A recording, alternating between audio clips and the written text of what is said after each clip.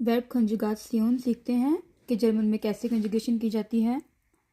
खोमन का मतलब होता है टू कम, आना।